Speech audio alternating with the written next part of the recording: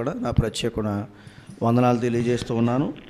ప్రార్థన చేసుకుని దేవుని వాక్యాన్ని మనం విందాం. దయచేసి ప్రతి ఒక్కరు కూడా దేవుని సన్నిధానంలో ఉన్నామని మన మనస్సును గ్రహించుకుంటూ దేవునిపై మన హృదయాన్ని నిలుపుతూ ఏదైతే దేవుడు మనతో మాట్లాడబోతున్నారో ఆ మాటలు నా జీవితానికి ఎంతవరకు అవసరం అవుతున్నాయి, నేను ఇంకా ఆ విషయాల్లో ఎలా ఉంటున్నానని ప్రశ్నించుకుంటూ వింటూ సరి చేసుకుంటూ ముందుకు కొనసాగుదాం. ప్రార్థన చేసుకుందాం.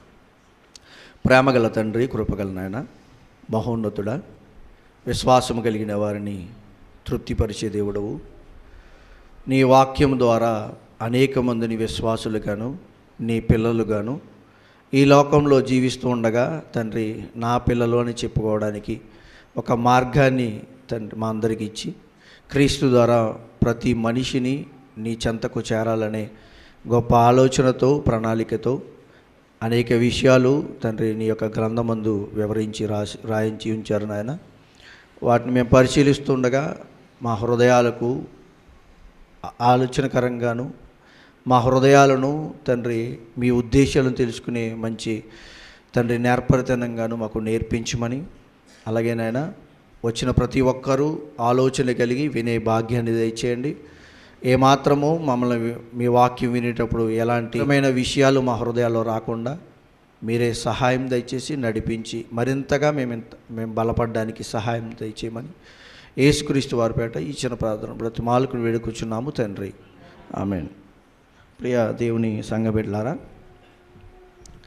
గత 2 వారాలుగా మనం మరణం అనే ఒక విషయం గురించి మాట్లాడుకుంటున్నాం. మరణం గురించి చాలా విషయాలు మనం నేర్చుకోవడం జరిగింది. అది మనిషికి మరణాలు ఎన్నున్నాయనే వాక్యం ద్వారా చూస్తే మన కంటికి కనబడేది మనిషికి మరణం అనేది ఒక్కటే కనబడుతుంది. అయితే దేవుని వాక్యం ద్వారా చూస్తే గత 2 వారాల్లో 2 మరణాల గురించి మనం నేర్చుకున్నాం. బ్రతికి ఉండగా చచ్చిన వారి వలె ఉన్న వాటిని ఆత్మీయ మరణం అని దేవుడు అన్నాడు. ఆ ఆత్మీయ మరణం గురించి మనం గతించిన వారం నేర్చుకున్నాం. అలాగే భౌతిక మరణం అంటే మనుషుల నుంచి విడిపోతున్న మరణం ఒకటి కనబడుతుంది, అది కంటికి కనబడేది. ఈ శరీరం నుంచి ఆత్మ వెళ్ళిపోవడం, అది భౌతిక మరణం అన్నాం. అది మనందరికీ తెలిసిందే. అయితే దాని గురించి కూడా కొన్ని విషయాలు మనం గత వారం నేర్చుకోవడం జరిగింది. మరి ఈ వారం మరణం అనే విషయాన్ని ఇంక వదలరా అంటే ఈ వారంతో వదలడానికి ప్రయత్నం చేస్తాను.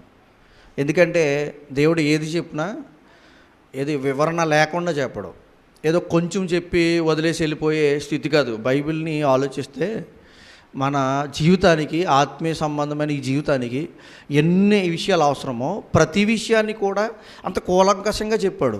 దాన్ని మనం వెతికి తీసుకోవడంలో మన వంతు, మనం నేర్చుకోవడంలో మన వంతు. అంతేగాని ఒక వచనాన్ని చదువు వదిలేసామనుకోండి, ఆ వచనం అర్థం కాకపోవచ్చు.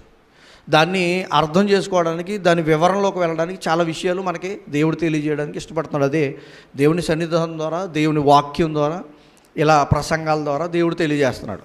ఆ విషయాలు మన హృదయంలో నింపుకోవడానికి ప్రయత్నం చేయాలి. ఎందుకంటే మనిషికి కంటికి కనబడే మరణం ఒక్కటే కనబడుతుంది కానండి, దేవుడు బైబిల్ ద్వారా చూస్తే 3 మరణాలు మనం కనబడుతున్నాయి వాక్యం ద్వారా చూస్తే. ఒకటి ఆత్మీయ మరణం, రెండవది భౌతిక మరణం, మూడవది కంటికి కనబడింది. అది కూడా ఏది? నరకం అనే బైబిల్లో చెబితే 2వ మరణం అన్నాడు దాన్ని. అంతేనా? అది 2వ మరణం, దానిని నరకము అన్నాడు. నరకం గురించి ప్రపంచంలోకి వెళ్ళి మాట్లాడమనుకోండి, చాలా వరకు మతాలు అనబడినవి లేకపోతే అనేక వర్గాలుగా ఉన్నవాళ్ళు నరకం అనేది ఉన్నదని నమ్మేవారు ఎక్కువ శాతం ఉంటారు. క్రైస్తవులే కదండి, క్రైస్తవేతరులు కూడా నరకం అనేదాన్ని ఉన్నది అని నమ్ముతారు. నరకం ఉన్నదంటే నరకం దేవునికి విరుద్ధమైంది, దేవుడు ఉండే ప్లేస్ ఉన్నదని కదా. ఆ నరకం గురించి ఆలోచిస్తున్నప్పుడు మనం చాలా జాగ్రత్తగా, ఎక్కువ శాతంగా ఇప్పుడు పాడైపోవడానికి కారణం యువత కానీ ఇతరులు కానీ దేవునికి దూరం అయిపోవడానికి కారణం ఏంటో తెలుసా? నరకం అనేది ఉన్నదని తెలుసుకోకపోవడం. మనకి ఇల్లు ఉందనుకోండి, మనకు గుర్తుందనుకోండి ఇల్లు ఉన్నదని, ఎక్కడికి వెళ్తాం? ఆ ఇంటికే వెళ్తాం. గుర్తు లేదనుకోండి, చూడండి కొంతమంది పిల్లలు ఉంటారు, తప్పిపోయాడు మా వాడు కొంచెం తెంగరోడు అండి, ఎక్కడికి వెళ్ళిపోయాడో చూడండి అంటే వాడికి ఏం తెలీదు, ఆ ఇల్లు గురించి వాడికి తెలీదు. అలా తిరుగుతుంటాడు, వాడికి ఏమీ తెలియని వాడు. లోకంలో కూడా నరకం అనే విషయం గురించి ఇతర విషయాలకు చూస్తే దాన్ని పక్కకు పెడితే, దేవుడు తన గ్రంథం ద్వారా ప్రపంచానికి సమస్తానికి తెలియజేయాలని ఆశపడుతున్న ఆయన నరకం గురించి ప్రత్యేకంగా అనేక విషయాలు రాశాడు. ఆ నరకం అనేకమైన సందర్భాల్లో అనేకమైన పదాలతో ఉచ్చరించబడింది బైబిల్లో. నరకం గురించి మనం ఆలోచిస్తే మన జీవితానికి అనేకమైన విషయాలు, మన ఆత్మీయ జీవితానికి అవసరమైన విషయాలు తెలియజేస్తాడు దేవుడు. ఎందుకంటే అండి, అది ఉందని మనకి తెలిసిందనుకోండి, నరకం ఉందని మనం గ్రహించామనుకోండి, మనం ఏం చేస్తామో తెలుసా? మొదట ఏం చేస్తాం? భయము భక్తి కలిగి బ్రతుకుతాం. భయము భక్తి ఉంటేనే భక్తిపరుడు, దేవుని నమ్మినవాడు, దేవుని బిడ్డ అని చెప్తారు. ఇవి లేని వాడిని దేవుని బిడ్డ అనరు. దేవుడు అంటే తెలియనివాడు భక్తిగా ఉండడు. ఇప్పుడు నరకం గురించి తెలిస్తే మనిషికి భక్తి ఎందుకు వస్తుంది? నరకానికి వెళ్ళిపోకుండా నేను బ్రతకాలి కాబట్టి, నరకానికి వెళ్ళిపోకుండా నేను బ్రతకాలంటే అక్కడి నుంచి కాపాడేవాడు ఎవరున్నారు? ఈ విషయాలన్నీ మనకు అర్థమవుతాయి. మనం అలా చూస్తే, మనం ఒక నరకం గురించి ఆలోచిస్తే ఒక ఉదాహరణ ఎగ్జాంపుల్ మీ ముందు చెప్పి నేను ముందుకు వెళ్తాను. ఒక ప్రాంతంలో ఒక వ్యక్తి మరొక ప్రాంతానికి వెళ్ళి ఏదో స్వార్థ విషయమయ్యో మొత్తం మీద ఏదో చెప్పడానికి ఒక ప్రాంతం వెళ్ళాడు. ఒక దేశం, వేరే దేశం వెళ్ళాడు. ఆ ప్రాంతం అతనికి అలవాట్లేదు, తెలీదు. అయితే వెళ్ళినప్పుడు పలానా ప్రాంతానికి వెళ్ళాలని నడుచుకుంటూ వెళ్తున్నప్పుడు దారి తెలియకుండా ఆలోచిస్తూ అయోమయంలో తిరుగుతున్నాడంట.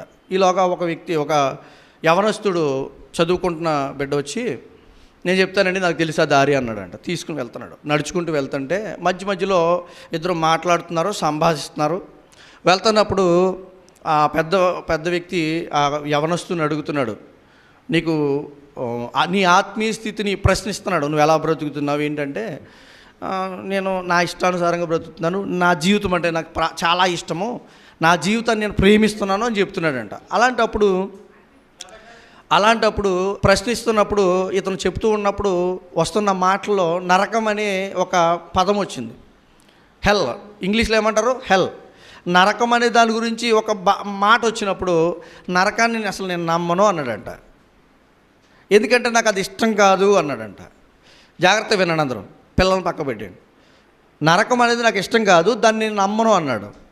సంతోషం, మంచిది. అప్పుడు ఇతను అతనితో మాటలు కలుపుతూ, నరకం అనే దాన్ని నమ్మనంటున్నావు కదా, మంచిది కాదు, నీకు ఇష్టమైంది కాదు అంటున్నావు కదా. ఒక చిన్న బిడ్డ ఉన్నాడు అనుకోండి, ఇంకా ఎదగలేదు చిన్న బిడ్డ, ఒక 5-6 సంవత్సరాల లోపల క్యాన్సర్ వచ్చి చనిపోయాడు అనుకోండి. ఆ మాట నీకు ఇష్టమా ఇష్టం కాదా అని అడిగాడంట.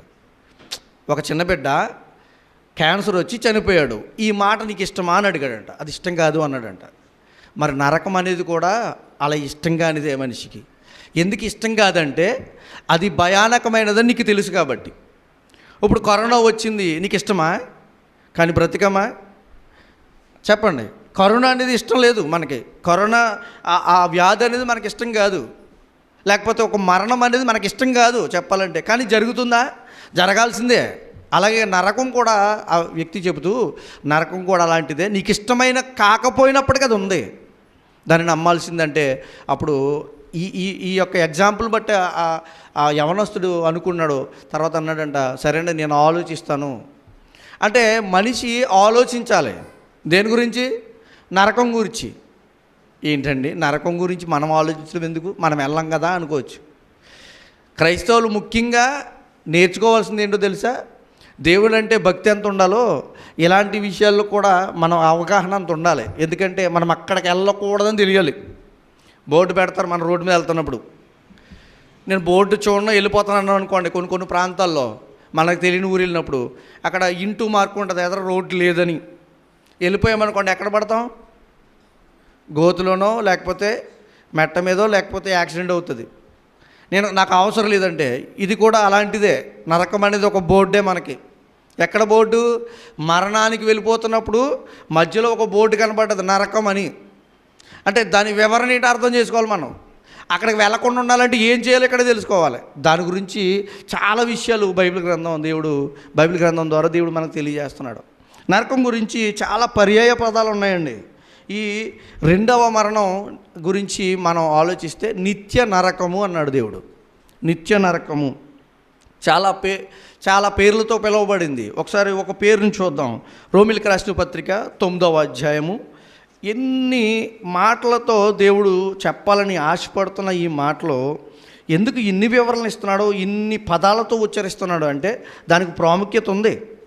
నరకం అనే దానికి ప్రాముఖ్యత ఉంది. 9వ అధ్యాయము రోమిలికి రాసిన పత్రిక 9వ అధ్యాయం 22వ వచనాన్ని చదువుదాం. అలాగు దేవుడు తన ఉగ్రతను అగుపరుచుటకు, తన ప్రభావమును చూపుటకును ఇచ్చయించిన వాడై నాశనమునకు సిద్ధపడి, ఇక్కడ నాశనమునకు సిద్ధపడి, ఇప్పుడు ఒక ప్రాంతం వెళ్ళాలనుకోండి, మనకి ఆ ప్రాంతం వెళ్ళడానికి మనం సిద్ధపడతాం. ఇప్పుడు నాశనం అనేది ఎక్కడ నాశనం అంటే లోకంలో నాశనం అనేది వేరు, భౌతిక సంబంధమైనది.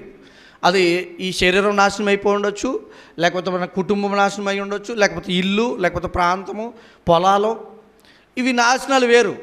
అయితే ఈ రెండవ నరకం అనేది, రెండవ మరణం అనేది, నరకం అనేది దాని గురించి చెబుతూ దీన్ని మరొక పదంతో మనకు చెప్తున్నాడు. ఇది ఏంటంటే నాశనము. ఏ నాశనం అవుతుంది దీంట్లో? ఏం నాశనం అవుతుందండి అక్కడ?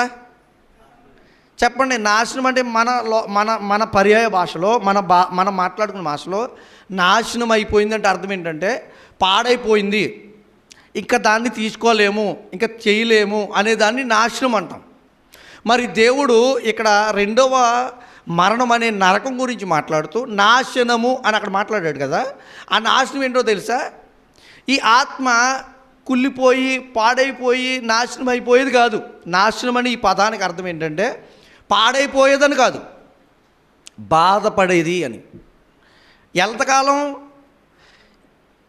అది దానికి కొలత లేనంతకాలం. ఎందుకు? మనం చూస్తే ఇప్పుడు లోకంలో బ్రతుకుతున్న వ్యక్తులను చూస్తే, ఇప్పుడు ఎవరైనా చనిపోయారనుకోండి, ఎవరు ఏడుస్తారు? ఎవరైనా చనిపోతే వారి కోసం ఎవరు ఏడుస్తారు? చాలా జాగ్రత్త వినాలి. ఇతరులు, కుటుంబస్తులు, తల్లిదండ్రి, భార్య పిల్లలు, బంధువులు, చుట్టుపక్కల వారు, లేకపోతే మేలు వారి చేత పొందుకున్నవారు ఏడుస్తూ ఉంటారు. ఇది బాధ. దేనికోసం? మరణం గురించి బాధ. ఒక వ్యక్తి మరణం అయిపోయాడు అనే అతని గురించి బాధ. మరి రెండవ మరణం గురించి బాధ ఎవరు పడతారు చెప్పాలి. ఇప్పుడు లోకంలో చూస్తుంటే ఈ మరణం గురించి అందరూ వచ్చి అక్కడ ఏడుస్తున్నారు.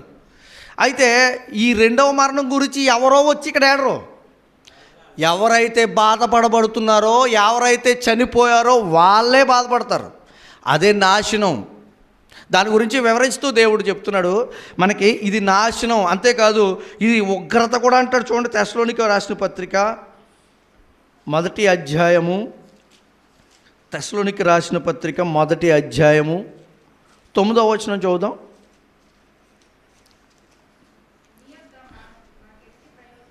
మీ యొద్ద మాకెట్టి ప్రవేశము కలిగెనో, జీవము గల వాడును సత్యవంతుడునగు దేవునికి దాసులగుటకు దేవుడు మృతులలో నుండి లేపిన యేసు అనగా రాబో ఉగ్రత నుండి మనలను తప్పించుచున్న, ఇక్కడ రాబోతున్న ఉగ్రత అనేది బాధాకరమైన విషయం.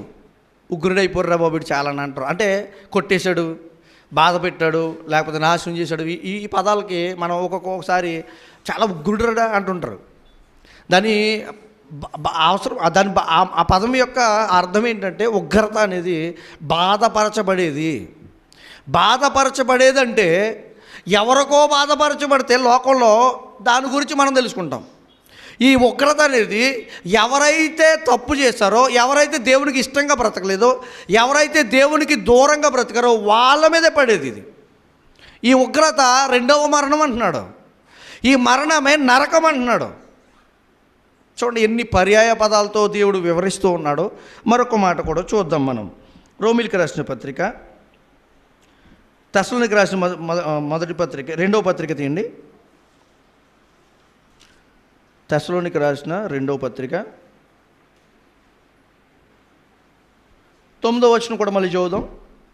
9వ వచనంలో కూడా, ఆ దినమున తన పరిశుద్ధుల యందు మహిమపరచబడుటకును విశ్వసించిన వారందరి యందు ప్రశంసింపబడుటకును ప్రభువు వచ్చినప్పుడు అట్టివారు ఆయన సముఖము నుండి ఆయన ప్రభావమందలి మహిమ నుండి పారదోలబడి నిత్య నాశనమును దండన పొందుదురు. నిత్య నాశనమును, మరొక మాట ఇక్కడ ఉదాహరిస్తున్నాడు. నిత్య నాశనం, ఎప్పుడు పాడైపోయేది.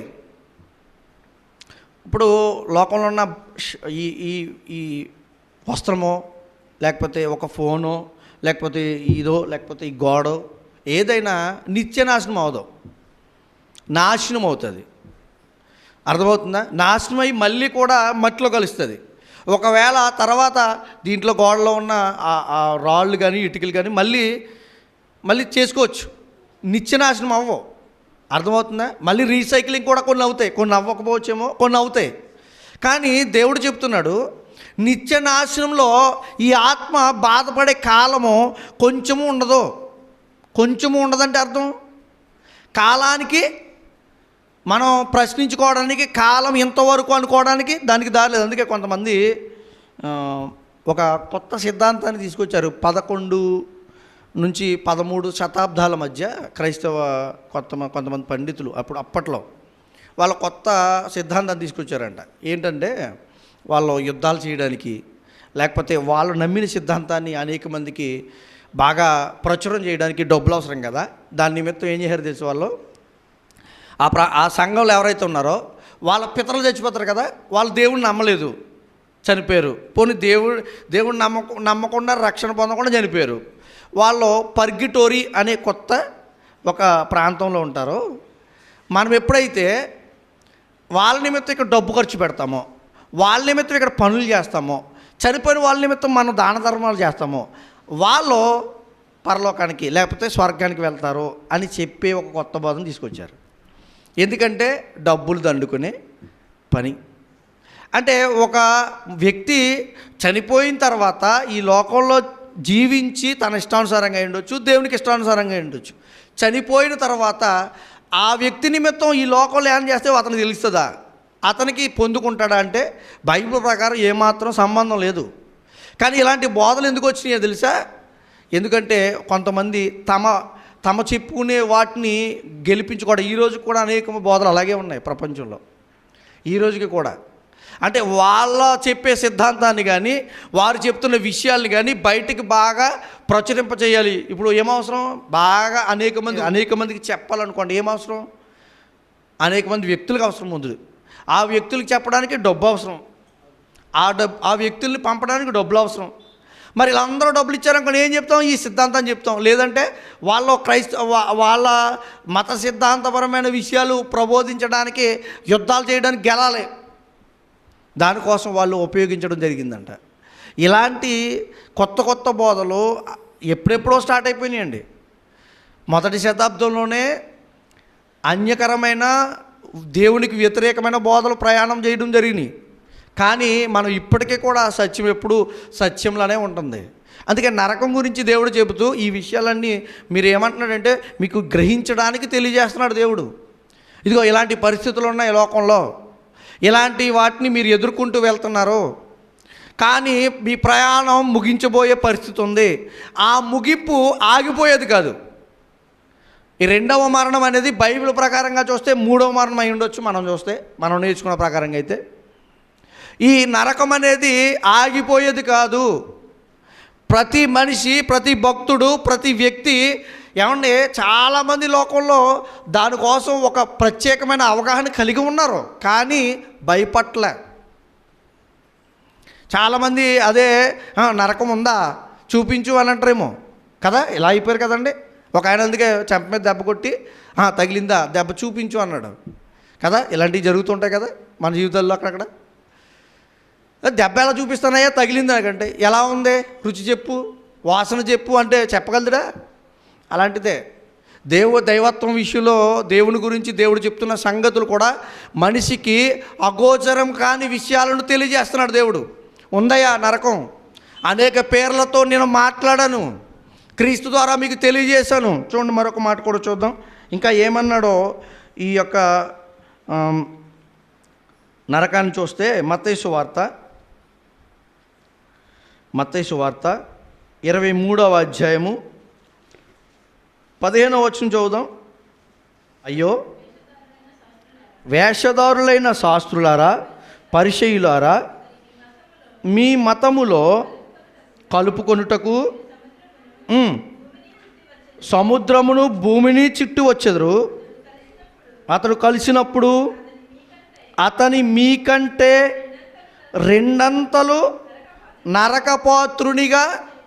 ఇప్పుడు ఈ శాస్త్రులు పరిసయ్యులు అనేవాళ్ళు ఆనాటి కాలంలో గొప్పవారై ఉండొచ్చు, కానీ వాళ్ళ ఒకరిని వాళ్ళ మతంలో కలుపుకోవటాకంట భూమి అంతా చుట్టూ వస్తున్నారంటే ప్రయాణం చేసుకుని ఒక కారో వాహనమో లేకపోతే ఎడ్ల బండి వేసుకుని తిరిగి వచ్చారని కాదు, ఎంత పనైనా చేయగలుగుతారనమాట. నిజంగా భూమిని చుట్టూ రావడం చిన్న విషయమా? ఉదాహరణకి భూమిని చుట్టూ రావడానికి ప్రయత్నం చేద్దాం అనుకోండి, చిన్న విషయం అది, చాలా పెద్దది కదా. ఈనాటి కాలంలోనే కొంచెం కష్టంతో కాని పని, సామాన్య వ్యక్తులకి కాని పని. ఒకవేళ ఒక జ్ఞాని ఉండొచ్చు, ఒక శాస్త్రవేత్త అలాంటి వాళ్ళు ఏదైనా విషయాల్లో పరిశీలించడానికి వెళ్ళి ఉండొచ్చేమో, కానీ అది కూడా అందరికీ అవ్వదు. సరే, అలాంటప్పుడు మరి ఆనాటి కాలంలో భూమిని చుట్టూ రావడం అనేది చిన్న విషయమా? ఎందుకు ఈ మాట ఉపయోగించాడు అని అంటే, ఆ మాటకు అర్థం ఏంటి చెప్పనా? వాళ్ళు ఎంత పనైనా చేయడానికి, అంటే ఒకరిని తమ మతంలో వెళ్తున్న పరిస్థితుల్లోనికి, అది మతము అన్నాడు. అప్పుడు యూదులు విశ్వసించేదాన్ని మతము అన్నాడు, ఎందుకంటే వాళ్ళు చేసింది అన్ని అకృత్య కార్యాలే. మీరు చేసుకోవడానికి ఏదైనా తిరిగి వస్తారయ్యా, ఏదైనా చేస్తారయ్యా.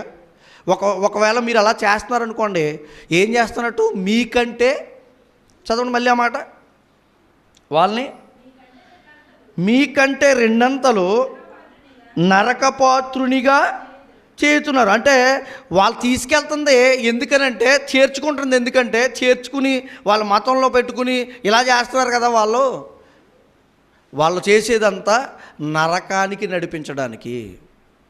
అంటే వాళ్ళు ఏం నేర్పుతున్నారంటే, మీరు సున్నతి పొందాలి, లేకపోతే ఇదిగో ఇలాంటి వస్త్రధారణ ఉండాలి, ఇన్నిసార్లు పట్టుకెళ్ళి బలర్పించాలి, ఇవన్నీ చెప్తారు. యూదుల ప్రామాణికం అదే. మరి అవన్నీ చేస్తే రక్షణ వచ్చేద్దా? రాదు.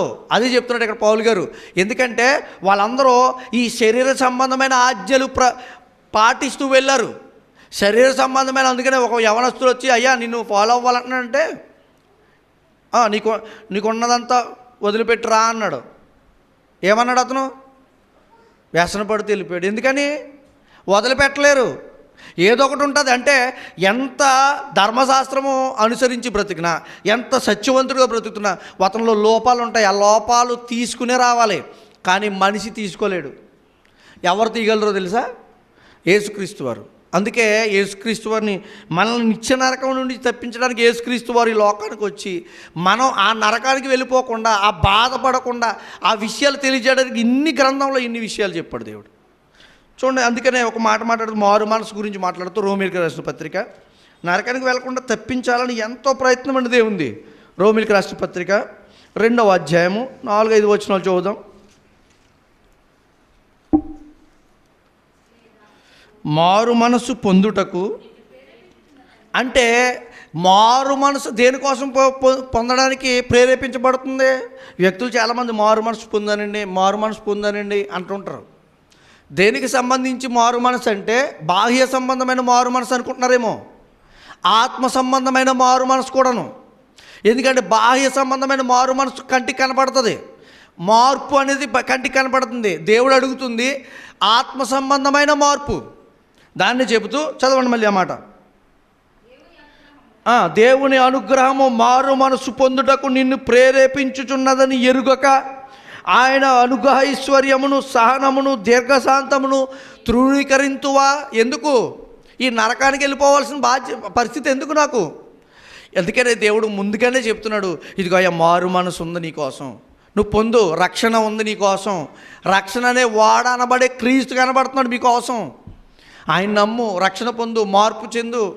ఎందుకంటే దేవుడు నరకం ఇవ్వడం ఎందుకండి అని ప్రశ్నించి చాలామంది. బైబిల్ మనం చూస్తే నరకము మన కోసం ఏర్పాటు చేయబడింది కాదు. ఎవరి కోసం?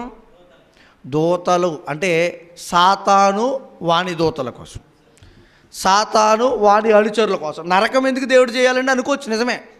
పరలోకం చేస్తున్నాడంటే మన కోసం. నరకం ఎందుకు చేయాలి దేవుడు? నరకం మన కోసం కాదు చేయడం, మనుష్య ఈ లోకంలో పుట్టి జీవిస్తున్న మనుషుల కోసం దేవుడు నరకాన్ని తయారు చేయలేదు. మనం ఒకవేళ దోషిగా దేవుడిని ఎంచడానికి ప్రయత్నం చేస్తారు కొంతమంది. దేవుడు గొప్పోడు కదండి, మంచి మనసు కలనోడు కదండి, అందరినీ ప్రేమించేవాడు కదండి, అలాంటప్పుడు నరకంలోకి ఎందుకు పడేయాలి మనుషుల్ని ప్రశ్న వస్తుంది మనిషికి. నరకం ఎందుకు తయారు చేయాలి దేవుడు? నీ కోసం కాదయ్యా అది తయారు చేసింది, సాతాను వాని దూతల కోసం.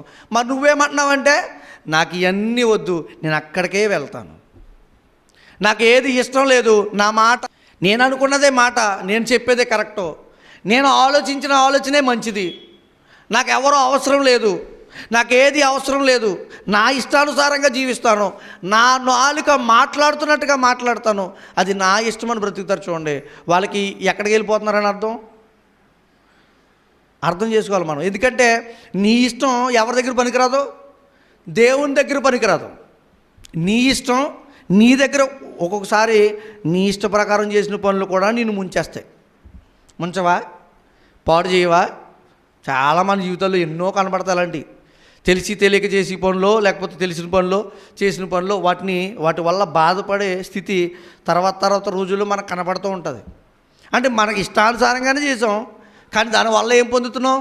బాధ. కానీ దేవునికి ఇష్టానుసారంగా మనం బ్రతకమనుకోండి, మీరు ఏం పొందరో తెలుసా? బాధ.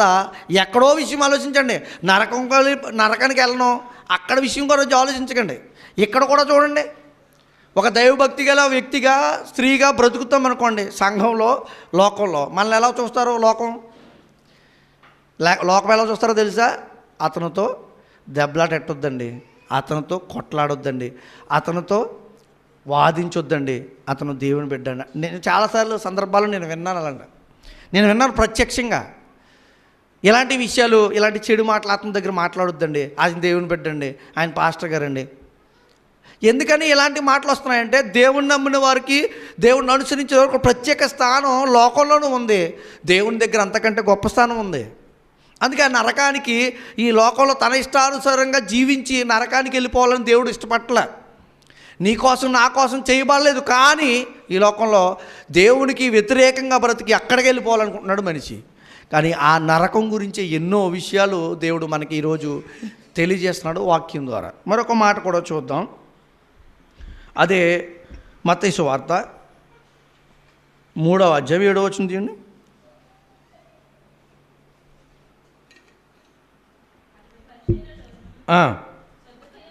పరిసయ్యుల్లోనూ సద్దుకయ్యుల్లోనూ అనేకులు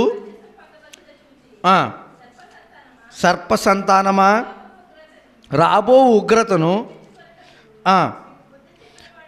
ఇంకొక మాట ఇక్కడ చెప్పబడుతుంది ఏంటంటే, రాబోవు ఉగ్రత దినము. బైబిల్లో చాలాసార్లు రాయబడిన పదం ఉంది ఇది, ఉగ్రత అనేది. ఉగ్రత గురించి మనం ఇంతకుముందు విన్నాం. అలాగే మరొకసారి ఇక్కడ చెప్తున్నాడు, శాస్త్రులు పరిచయులంట ఎవరైనా చేర్చుకుంటున్నారంటే, వాళ్ళు మార్చుకుని నిలబెడుతున్నారంటే ఎవరి కోసం అంటే వాళ్ళ కోసం. మనుషులు చాలామంది చూడండి, నా కోసం పని చేయండి అంటారు. మనం ఎప్పుడైనా దేవుని సంబంధంగా పని చేస్తున్నాం అనుకోండి, వ్యక్తుల బట్టి పని చేయకూడదు. వ్యక్తులను బట్టి మనం ఫాలో అవడం మంచిది కాదు. ఎవరిని బట్టి ఫాలో అవ్వాలి మనం? ఎవరిని బట్టి పని చేయాలి? ఏదైనా ఉంటే దేవుని బట్టే. అది దేవుని మహిమపరిచే పనా కాదా ప్రశ్నించుకోవాలి మనం. ఇది ఎందుకు మనం దేవునికి దూరంగా ఉగ్రత పాత్రలోకి వెళ్ళిపోతున్నామంటే, దేవునికి అయిష్టమైన పనులు చేసి. ఇంకొక మాట కూడా చూద్దాం. మత్తయి సువార్త 25వ అధ్యాయము 46వ వచనం చూద్దాం. 25:46. ఇక్కడ ఒక మాట కూడా చెప్తాడు బైబిల్లోను. మరొక మాట ఈ నరకం గురించి మాట్లాడుతూ, మీరు నిత్య శిక్షకును నీతిమంతులు నిత్య జీవమునకు. నిత్య శిక్ష అంటే బాధపరచబడేది, బాధ పెట్టబడేది శిక్ష అనేది నిత్యము ఉండేదంటది. ఇంతకుముందు చెప్పాను కదా, ఎవరో వచ్చి బాధపడటం వేరు, మనకు మనం బాధపడటం వేరు. ఎవరైనా బలహీనత కలిగి ఏదైనా జబ్బో, లేకపోతే ఏదైనా వ్యాధో, లేకపోతే ఏ కాలిరిగో మంచం మీద ఉన్నామనుకోండి, లేకపోతే కూర్చున్నామనుకోండి, కదలలేని పరిస్థితిలో చాలామంది వచ్చి మనల్ని పరామర్శిస్తూ ఉంటారు. ఏమంటారంటే ఏం కాదులేండి, తగ్గుతుంది, ప్రార్థన చేసుకోండి, లేకపోతే జాగ్రత్తగా ఉండండి, ఈ పలానా జాగ్రత్తలు వహిస్తే తగ్గిపోద్దండి అని అంటుంటారు. అప్పుడు ఎదట వ్యక్తికి ఏం తెలీదో తెలుసా? ఇతను పడుతున్న బాధ తెలీదు. అక్కడ మీకు అర్థం కావాలి. అంటే ఎవరికి వారికి ఉండే బాధ అంటూ ఉంది. ఈ బాధ వ్యక్తపరచబడేది లోకంలో మనం జాగ్రత్తగా ఆలోచిస్తే అర్థమవుతుంది. వాళ్ళు వచ్చి చెప్పారనుకోండి, ఇతరులు వచ్చి మనకు దగ్గర కూర్చుని కాసేపు 1 గంట 2 గంటలు పొద్దున్న సాయంకాలం దాకా కూర్చున్నా కూడా ఈ బాధని ఆవేశపడుతుంది అనుకోండి, వాళ్ళు తీర్చగలరా? నొప్పి వస్తుంది అనుకోండి, వాళ్ళకి తెలుసా నొప్పి వచ్చేస్తుంది. ఒక పాప ఉంది, మా ఫ్రెండ్ వాళ్ళ కూతురు, ఇక్కడ నొప్పి వస్తుందంట, ఎన్ని హాస్పిటల్ తిప్పాడో. అతనికి ఏమర్థమైందంటే ఆమె పడుతున్న బాధ అర్థమైంది, కానీ బాధ ఇతనికి తెలియదు. ఆమె పడుతున్న బాధ, చాలా ఇబ్బంది పడుతుందండి నా కూతురు, ఎక్కడ దిక్కు తీసుకెళ్ళాలండి, చాలా తిప్పాడు. అతనికి ఏమర్థమైందంటే ఆమె బయటికి కనబడుతున్న వ్యక్తం చేస్తున్న బాధలో తెలుస్తుంది, కానీ ఆమె లోపల పడుతున్న బాధ ఈయనకి తెలియదు. కానీ నరకం అనేది, నిత్య శిక్ష అనేది, ఆ బాధ నీకు అర్థమవుతుంది అక్కడ. దాని ఉదాహరణకే ఈ జబ్బులు, జ్వరాలు ఇవన్నీ. దాన్ని తెలియజేయడానికి ఈ లోకంలో వచ్చే బాధలు మనకి అర్థం చేసుకోవడానికి ఎన్నో విషయాలు చెప్పాడండి. దాన్ని ఏమంటున్నాడంటే నరకం గురించి మళ్ళీ ఒక మాట, నిత్య శిక్ష. నిత్య జీవానికి ఎవరు వెళ్తారంటే దేవుని అనుకరించి బ్రతికినవారు, దేవునికి ఇష్టంగా బ్రతికినవారు. దేవుడు అంటే అవగాహన కలిగి ఆయన చెప్పిన మాటల ప్రకారం విశ్వాసం కలిగి విశ్వాసంలో కొనసాగిపోయి అంతం వరకు బ్రతికినవాడే, ఈ లోకంలో చనిపోయే వరకు బ్రతికినవాడే. క్రైస్తవులు అందరూ పరలోకం వెళ్తారని ఎవరని చెప్పారు అనుకోండి, నమ్మకండి, కొత్తగా అన్నట్టు ఉందా? నిజమే కదా? క్రైస్తవులు అందరూ వెళ్ళిపోతారా పరలోకం? క్రీస్తును వెంబడించి చావు వరకు బ్రతికిన వాడే, క్రైస్తవుని బడిన వాడే వెళ్తాడు. క్రైస్తవులు అందరూ వెళ్తారని చెప్పట్లా బైబిల్. పేరుకి క్రైస్తవులు కుటుంబాల్లో పుడితే పరలోకం వెళ్ళరు, రక్షణ పేరుకి తీసుకుంటే పరలోకం వెళ్ళరు. బ్రతుకులో చూపించాలి, బ్రతికి చూపించాలి. ఎప్పటి వరకు? చనిపోయే వరకు, భౌతిక మరణం మన జీవితంలో వచ్చే వరకు. అందుకే అంటున్నాడు, రెండవ మరణంలో నువ్వు పాలు పొందకుండా ఉండాలంటే మీకు ఒక విషయం చెప్పాలి. ఒక మరణాన్ని చూసి రెండవ మరణాన్ని చూడకుండా ఉండగలం కొంతమంది. జాగ్రత్తగా గమనించండి. ఒక మరణాన్ని చూసి రెండవ మరణాన్ని చూడకుండా ఉండొచ్చు, ఒకవేళ 2 మరణాలు కూడా చూడొచ్చు. ఇది ఎలా సాధ్యం? ఒక మరణం, భౌతిక మరణం మనం అందరము చూడాల్సిందే భూమి మీద. అందుకనే అంటాడు కదా, ఒక్కడు లేడు, అందరూ కూడా పాపం చేసి దేవుడు అనుగ్రహించు మహిమను పొందలేకపోతున్నారు. ప్రతి మనుష్యులను ఒకరి నుంచి పుట్టించిన దేవుడు అలాగే మట్టిలో ఎలా అయితే మట్టిలోంచి వచ్చారో మళ్ళీ మట్టిలోనే కలుపుతున్నాడు. ఒకసారి ప్రసంగి గ్రంథం తీద్దాం, ఆ మాట చూద్దాం. 12వ అధ్యాయము 7వ వచనం చూద్దాం. ప్రసంగి గ్రంథము 12వ అధ్యాయము 7వ వచనం.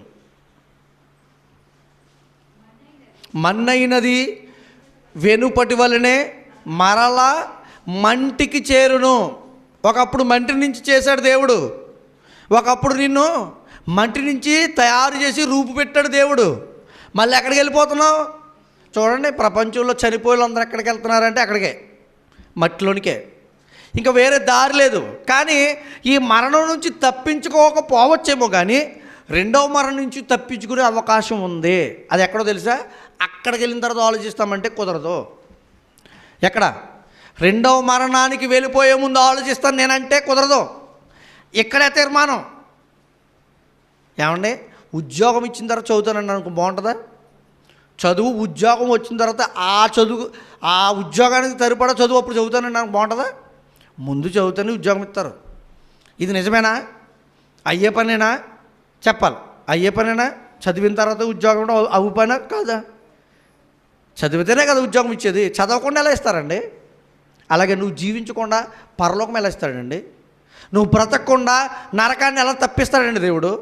నువ్వు ఆయన ఆశ్రయించకుండా రక్షణ పొందకుండా ఎలా తీసుకుంటాడండి దేవుడు? ఎలా మహిమపరుస్తాడండి ఆయనతో? ఎలా కూర్చోండబెడతాడండి ఆయనతో? ఆయన అంటున్నాడు, ఎక్కడ వచ్చి అలా పరలోకంలో ఆ మూలలో ఈ మూలలో కూర్చుంది కానీ లేరా అంటలే దేవుడు మనల్ని. ఎవరైతే నా పక్షంగా ఈ లోకంలో బ్రతికి గెలుస్తారో నా పక్కనే కూర్చోబెడతాను, కుర్చీ వేసి. అంటే ఈ కుర్చీలు కాదులేండి, శారీరక సంబంధమైన కుర్చీలు లెక్కేయకండి. అంటే దేవుని కుర్చీ అంటే ఇంత పొడవు ఉంటుందేమో, ఇంత పెద్దగా ఉంటుందేమో, అవి లెక్కేయకండి. దేవుడు ఒకవేళ కూర్చోాలనుకోండి, ఏమన్నాడు? ఆకాశము నా సింహాసనము, భూమి నా పాదపీఠం. అంటే కాలు కింద ఉండేది భూమి, దాని మీద ఒకవేళ ఉదాహరణకు ఆలోచించినా మనకు సరిపోతామా? ఆ ఊహనకు అందనది అది పక్కకు పెడితే మరణం గురించి దేవుడు చెబుతూ చాలా విషయాలు మనకు నేర్పిస్తున్నాడు. ఒకసారి మరొక మాట చూద్దాం. దానియేలు గ్రంథం 12వ అధ్యాయం 2వ వచనం. ఈ మరణాన్ని, రెండవ మరణాన్ని, నరకమనే మరణాన్ని మరొక మాటగా కూడా చెప్తున్నాడు. మరియు సమాధులలో నిద్రించు అనేకులు మేలుకొనెదరు, కొందరు నిత్య జీవము అనుభవించుటకును, కొందరు నిందపాలగుటకును, నిత్యముగా హేయులగుటకును మేలుకొందురు. ఇక్కడ రెండవ మరణానికి ముందు జరిగేదాని గురించి చెప్తున్నాడు. మొదటి మరణం అందుకంటున్నాడు సమాధులలో నిద్రించు అనేకులు. సమాధుల్లోకి ఎప్పుడు వెళ్తాం మనం?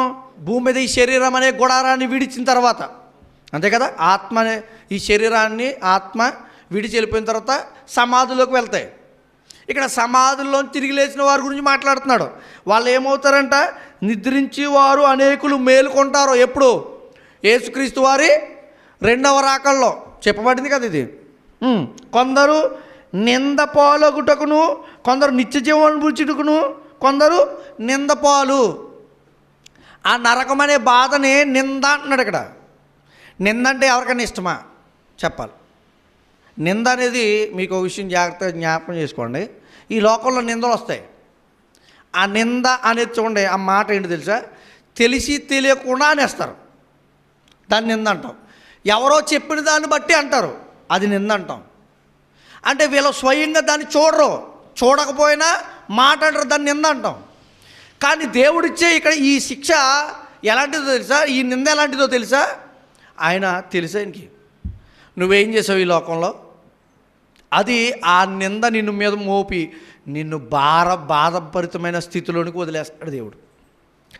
మీకు ఒకటి గమనించాలి, దేవుడు ఎక్కడైనా సహాయం చేయకుండా ఉంటాడా అని అడిగితే, తల్లి గర్భంలో నిర్మింపబడిన నిన్ను తల్లి గర్భంలోకి తన చేతులతో నిర్మిస్తున్నాను అన్నాడు.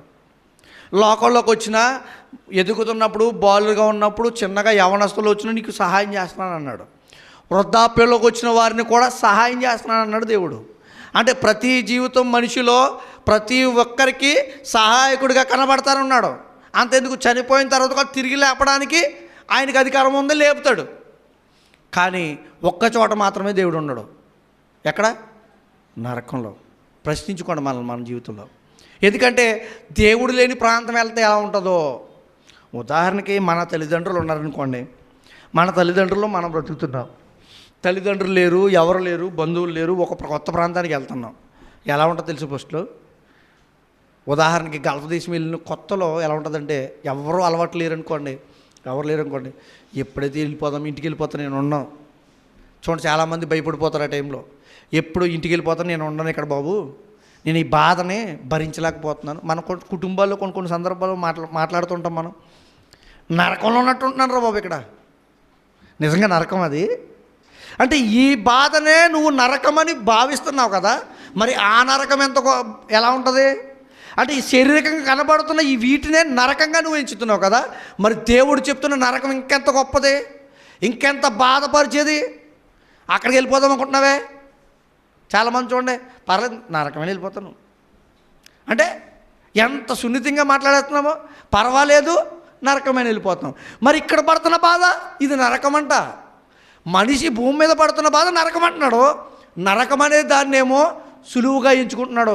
అప్పుడు మీకు అర్థం కావాలి. అప్పుడు అక్కడికి వెళ్ళిన తర్వాత ఇంకా అవకాశం లేదండి. దేవుడు కూడా తప్పించలేడు మిమ్మల్ని. తప్పించలేడు కాదు, తప్పించడు. ఆయనకి ఎక్కడైనా చేయగలిగిన శక్తి ఉంది, కానీ అక్కడికి రావడం, మాట్లాడడం, వినడం. అందుకే కదా ధనవంతుడు వేదనపడు స్థలంలో ఏం చేస్తున్నాడంట? కేకలు పెడుతున్నాడంట. ఎందుకని కూడా దేవుడు, మనం కూడా ఈ స్థితిలోనే మనం ఎలా ఉన్నప్పుడు దేవుడు అక్కడ ఎందుకు వింటాడం అనమాట. ఇక్కడేమంటున్నామో తెలుసా? దేవుడు అంటే నాకు పట్టింపు లేదు, నాకు అవసరం లేదంటున్నారు. దేవుడే లేడు అంటున్నాడు కొంతమంది. దేవుడే ఆయన్ని ప్రశ్నించి నిందలు పెట్టి బాధలు పెట్టి ఆయన మీద ఉమ్ములేసి చంపేసిన వారు కొంతమంది, ఎప్పటికీ కూడా అంతకంటే బాధపడుతూ క్రైస్తవ్యాన్ని బాధపరచాలని, క్రైస్తవులను బాధ పెట్టాలని చూస్తున్నవారు అనేక మంది. మరి ఇక్కడే ఇంత బాధ ఉంది కదా, మరి ఆ బాధ గురించి ఎందుకు ఆలోచించట్లేదు? ఈ బాధ గురించి అర్థమవుతుంది కదా, ఈ బాధ పెడుతున్న వారికి కూడా తెలియాలి నరకం అనేది ఉందని. వాళ్ళని నమ్ముతారండి, నమ్మరని అనకండి. ఎవరైతే క్రైస్తవుల్ని హింసిస్తున్నారో, బాధ పెడుతున్నారో వారు కూడా నమ్మే వాళ్ళు ఉన్నారు. ఎందుకు వాళ్ళకి ఏం తెలియట్లేదంటే నరకం అనే దాని గురించి ప్రశ్న వాళ్ళ జీవితంలో రావట్లే, ఆలోచించట్లే. అందుకే దేవుడు మన హృదయాలను తెలిసి దేవుడు ఇన్ని మాటలు మనకి తెలియజేస్తున్నాడు. మనల్ని కట్టడానికి, మన ఆత్మీయస్థితిని బలపరచడానికి, మనం అదిగో అక్కడ నరకానికి వెళ్ళిపోకుండా ఉండడానికి ఎన్నెన్నో విషయాలతో, ఎన్నెన్నో మాటలతో, ఎన్ని మాటలు ప్రస్తావించి చెప్పాడండి. ఇంకా చాలా ఉన్నాయి నరకం గురించి వస్తే. ఇక భావనలో చూడండి, ఇంకొక మాట కూడా చూపిస్తాను. తీర్పు అనేది అంటాడు యోధాపత్రిక 1వ అధ్యాయము 14వ వచనం అంటున్నాడు చూడండి. యోధాపత్రిక ఒకటే ఉంటుంది, 14వ వచనం.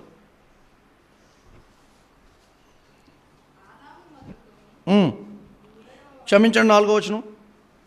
ఏలయనగా కొందరు రహస్యముగా జొరబడి ఉన్నారు, వారు భక్తిహీనులై మన దేవుని కృపను కామాతురత్వమునకు దుర్వినియోగపరచుచు మన అద్వితీయ నాథుడును ప్రభువునైన యేసుక్రీస్తును విసర్జించుచున్నారు. ఈ తీర్పు పొందుటకు వారు పూర్వమందే. ఎందుకు పూర్వం అంటే అర్థం ఏంటి? ఎవరైతే యేసుక్రీస్తులో బ్రతకరో వాళ్ళు ఏమైపోతారో? నరకానికి వెళ్ళిపోతారని దేవుడు ఎప్పుడు రాశాడు? అదేంటండి, యేసుక్రీస్తు నమ్మపోతే నరకం వెళ్ళిపోవాలా? మీ నాన్న అనపోతే మీ ఇంట్లో అవకాశం ఉంటుందా మిమ్మల్ని? మీకు మీ బంధువుల్ని నా బంధువు అనకపోతే ఒకవేళ పట్టించుకోరేమో, కానీ నీ తండ్రిని కానీ నీకున్న వాటిని కానీ నాది నా వాళ్ళు అని అనకపోతే ఎలా గుర్తింపు లేకుండా ఉంటుందో, నిన్ను పంపించి సమస్తాన్ని ఇచ్చి సృష్టంతటిని సృష్టించి పంపిన దేవుణ్ణి ఈయన దేవుడు కాదు అని అన్నాడు అనుకోండి, దేవుడు ఊరుకుంటాడా? అందుకే ఆ తీర్పు దినము అంటున్నాడు. తీర్పు దినం రోజునే కదా ఎక్కడికి వెళ్తాం? నరకం. తీర్పు దినమే. ఎందుకంటే రెండవ మరణానికి ముందు జరగబోయేదేంటి? మొదట మరణానికి రెండవ మరణానికి మధ్య కాలం ఉంది. అందుకే భక్తులు ఇప్పటికీ కూడా ఎదురు చూస్తున్నారని హెబ్రీ పత్రికలో రాయబడింది. పునాదులు గల ఆ పట్టణము కొరకు అబ్రహాం గారు ఇప్పటికి ఎదురు చూస్తున్నాడంట. ఎందుకని? అక్కడికి ఇంకా అవకాశం ఇవ్వలే. ఎప్పుడు వస్తుంది? యేసుక్రీస్తు వారి రెండవ రాకల్లో ఏం జరుగుతుంది? తీర్పు జరుగుతుంది. ఆ తీర్పు దినమందే నిన్ను ఎటు పంపాలా అనేది. ఎందుకు తీర్పు అండి? దేవుడు తెలుసు కదా. మామూలుగా ఉదాహరణకి తీర్పు ఎందుకు దేవుడు ఇప్పాలి? మనం చేసిన పాపాలు మనకు తెలుసు, ఉదాహరణకి దేవుడికి తెలుసు, ప్రతిదీ చూస్తున్నవాడు కదా. మరి అక్కడ తీర్పు ఎందుకు? మామూలుగా ఆలోచిస్తే అవసరం లేదు కదా. కానీ అక్కడ సకల పరిశుద్ధులందరూ అక్కడికి వెళ్తారు. మనం వాక్య ప్రకారం చూస్తే అందరూ చనిపోయి తిరిగి లేచిన వాళ్ళందరూ అక్కడ ఉంటారు. అక్కడ తీర్పు దినమందు అతను ఏమేమి చేశాడో అన్నీ చెప్పబడతాయి, అక్కడ ప్రచురింపబడతాయి. ఎందుకంటే నేనెంత భక్తిగా బ్రతికాను, అతను చెడ్డగా బ్రతికాడు, అయినా కూడా ఇక్కడ ఉండడానికి, ఇక్కడ లేకపోతే నరకానికి వెళ్ళిపోవడం కారణం ఏంటో అక్కడ అర్థం కావాలి. నేను వెళ్ళిపోతున్నానంటే నేను చేసిన పని ఏంటో నాకు తెలియబడాలి. చాలామంది ఒప్పుకోరు చూడండి. మామూలుగా అయితే నువ్వు ఆ పని చేసుకున్నా, నేను చేశానా, ఏం కాదు ఉట్టిదే అని తప్పించుకుంటారు. అక్కడ తప్పించుకోవడానికి అవకాశం లేదు. నువ్వు చేసిన దాన్ని చూపించి పంపిస్తారు అక్కడికి. ఎందుకు చెప్పినా, దేవుడు చెప్పి చేయనివాడు కాదు, చెప్పి చేసేవాడు దేవుడు. అందుకే నీ హృదయానికి అర్థం కావాలనుకోండి, నన్ను అలా నన్ను ఇలా పంపిస్తే అసలు నేను చేసిన పాపాలు ఏమున్నాయి? మామూలుగా మనకి కొన్ని రోజులు పోతే మనం చేసిన గత విషయాలే మనకు గుర్తుండవు. నేను అంత పాపం ఏం చేశాను, అంత పాపం మాటలు ఏమన్నాను, నన్ను ఇక్కడ అడిగేటకి నరకంలోను అని అడుగుతారునేమో అని ముందే అక్కడికి వెళ్ళిన వెంటనే స్క్రీన్ వేసి చూపించేస్తాడు మనకి, నిలబెట్టి రా వరుసగా. మరి అందరూ కూర్చుని ఉంటారు కదా, మరి పరిశుద్ధులు తెలియాలి కదా వాళ్ళు ఎలా బ్రతికారో. వాళ్ళు బ్రతికిన బ్రతుకును తెలియజేయాలి కదా, దోతల ముందు కొని ఆడబడాలి కదా దేవుడు.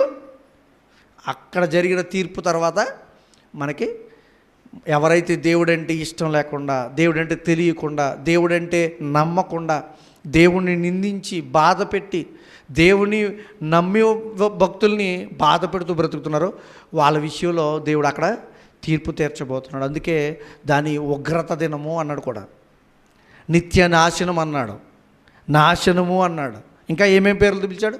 చాలా విషయాలు నేర్చుకున్నాం మనం.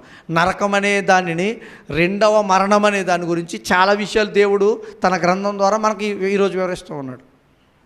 మనం అక్కడికి వెళ్ళకూడదనే తెలియజేసుకుంటున్నాం. మనం పరీక్షించుకుంటాం. ఎందుకంటే దేవుడు మనకు తెలియజేస్తుంది. ఎందుకంటే మనం అక్కడికి వెళ్ళకూడదు. ఎప్పుడు వెళ్ళాం? మనకు తెలిస్తే వెళ్ళం. అవునా?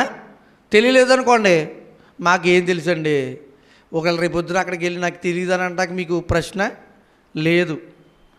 దేవుని దగ్గరికి వెళ్ళి నాకు ఎవరో చెప్పలేదండి నరకం గురించి అని అనడానికి మీ ఎవరికి లేదు అవకాశం. ఒకవేళ ఈ మైక్ ద్వారా ఉండొచ్చు, వేరేగా యూట్యూబ్లో ఉండొచ్చు, వినే వాళ్ళకి ఏం తెలియపడలేదు అనుకోకూడదు. నరకం అనేది గురించి నాకు తెలియదండి, చెప్పలేదు అని అంటానికి సరిపోరు. అందుకే దేవుడు తన మాటలను తన భక్తుల ద్వారా, సేవకుల ద్వారా ప్రపంచానికి విరివిగా తెలియజేస్తున్నాడు. అందుకే రక్షింపబడాలి, రక్షణ పొందాలి, మార్పు చెందాలి, వాటి నుంచి మనం తప్పించుకోవాలని ఎన్నో విషయాలు దేవుడు తెలియజేస్తున్నాడు. దయచేసి ఇప్పటికైనా గ్రహిద్దాం. నరకం అనేది ఉంది. మన కంటికి కనబడకపోయినా, హృదయానికి అగోచరం కాకపోయినా, మనం ఆలోచనకి అందకపోయినా ఉన్నది. అది బైబిల్ చెప్తుంది. దేవుడు ప్రత్యేకంగా మనకు చెప్తున్నాడు. క్రైస్తవులకే కాదండి, క్రైస్తవేత్తరులకు కూడా చెప్తున్నాడు దేవుడు. వాళ్ళు నమ్ముతారు కానీ క్రీస్తుని నమ్మరు. అంటే రక్షణ పొందరు, రక్షణలోనికి రారు. ఎందుకంటే యేసుక్రీస్తు ద్వారా మార్గమునకు పరలోకం ఉందని వారికి తెలియదు. ఈ పాపాల నుంచి, ఈ లోకంలో చేసిన వాటి నుంచి విడుదల అనేది క్రీస్తు రక్షణలో ఉందని వారికి తెలియదు.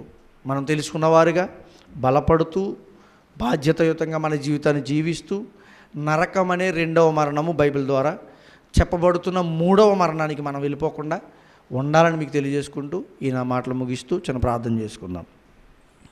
ప్రేమగల తండ్రి, మహోన్నతుడా, ఉన్నతమైన విషయాలు మా అందరితో మాట్లాడడానికి గత 3 వారాల నుంచి నరకం అనే విషయాన్ని మా ఆత్మీయ జీవితానికి తెలియజేయడానికి ఎన్నెన్ని మరణాలు ఈ యొక్క జీవితంలో ఉన్నాయో తెలియజేశారు నాయన.